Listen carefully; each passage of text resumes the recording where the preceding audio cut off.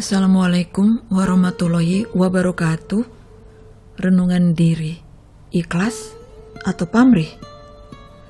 Ada yang bilang ibadah itu harus tanpa pamrih, ibadah itu harus ikhlas semata-mata. Kenyataannya saya ada maunya, jujurnya saya lah contohnya, ada pamrihnya.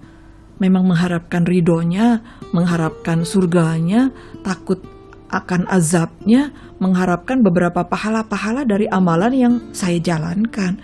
Sebut saja saat saya mengamalkan duha, saya menanti penghargaan darinya berupa pengampunan, berupa kemudahan rezeki hingga mendapatkan rumah panggung di surga.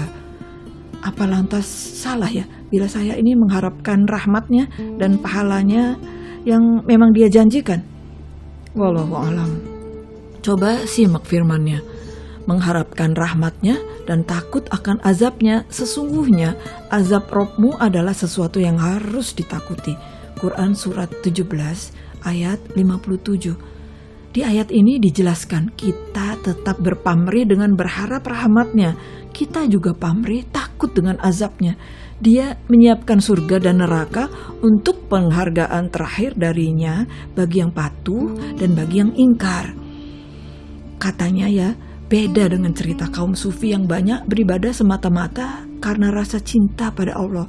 Bahkan dalam doa mereka ada yang menyebutkan, jika surga yang aku inginkan, maka jauhkan surga dariku. Dan jika aku ibadah karena takut neraka, maka dekatkan neraka kepadaku.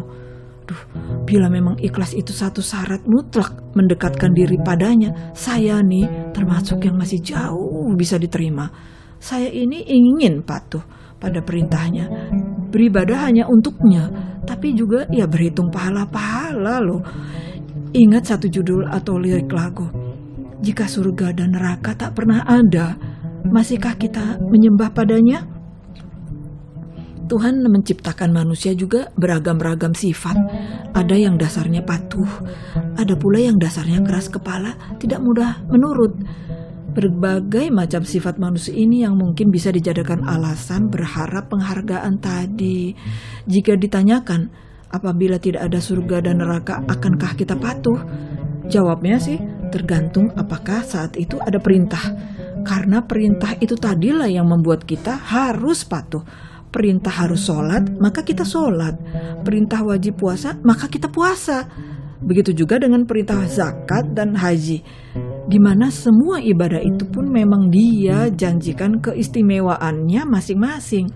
Dan keistimewaan itu pula yang kita kejar, yang kita mau. Menjadi bahan pamrih bagi kita, saya, ya bukan? Bayangkan saja, sudah dengan segitu banyaknya iming-iming pahala pun masih banyak sekali yang ingkar. Masih banyak yang tidak patuh. Karena apa? Mungkin perintahnya hanya berupa tulisan. Penghargaan surga masih janji-janji. Hukuman neraka juga wanti-wanti. Yang berdosa tidak mendadak langsung luka-luka, enggak juga langsung diberi tanda. Bagaimana bila tidak ada hadiah penghargaannya? Ada enggak yang ingin memulai ibadahnya dengan senang hati? Saya ragu. Paling tidak semua hambanya bersedia. Semua ini perlu iman, perlu percaya, tapi tidak semua hambanya bisa melakukan dengan senang hati. Masih banyak yang memaksakan diri, masih banyak yang memang ingin berbagai macam penghargaan darinya. Saya yakin masih banyak di luar sana yang mengharapkan pamrih tadi seperti saya. Saya mengakulah masih sering memaksakan diri saya dengan berkata, ayo deh, raih pahala sholat duha, minta rezeki. Ayo deh, semangat bangun mohon ampunan tengah malam begini. Ayo deh, zikir yang banyak dan berbagai motivasi diri lainnya. Memang bila direnungkan semua ibadah balik-balik untuk kita kan. Dia gak butuh apa-apa dari kita. Dia udah maha besar tanpa puji-pujian dari kita. Dia udah maha kuat tanpa kita sebut dalam zikir kita. Nah, dengan iming-iming segala macam pahala yang pada akhirnya untuk kita juga, kok kita masih susah ya? Kenapa?